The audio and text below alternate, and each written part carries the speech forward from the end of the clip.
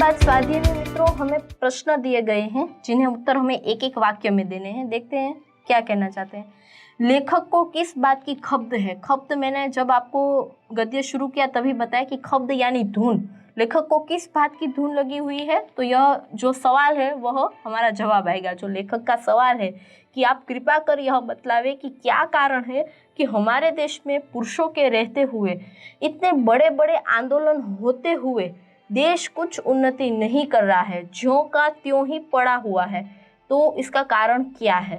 लेखक है उन्हें बस यह एक ही बात की खप्त है, धुन है, यह हमारा जवाब आएगा।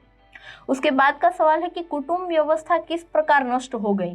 तो यह जो तीसरा सवाल था, ठीक है, कि जो पिता है वह अपने पुत्र को समय सर सही बात नहीं बताते हैं कि तुझे अपनी जिम्मेदारी कैसे लेनी है।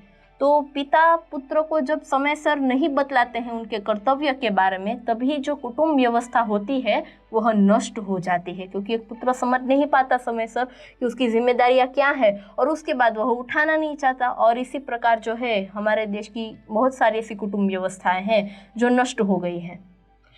हम किसकी जय जयकार करते हैं। तो यह बात भी आया था कि जो नेताएं हैं बड़े बड़े, उनके पीछे हम घूमते हैं, उनकी जय जयकार करते हैं। तो बस इसमें हमारा जवाब आएगा कि हम बड़े बड़े नेताओं हैं उनकी जय जयकार करते हैं। उसके बाद है सच्चा देशभक्त कौन है, जो हमें सारांश में बताया गया है लेखक के द्वारा कि सच्चा देशभक्त कौन होता है। जो अपना कर्तव्य समझता है कि भाई भले ही छोटा हो पर वह मेरा काम है। दर्जी समझे कि भले छोटा काम है पर वह मेरा काम है।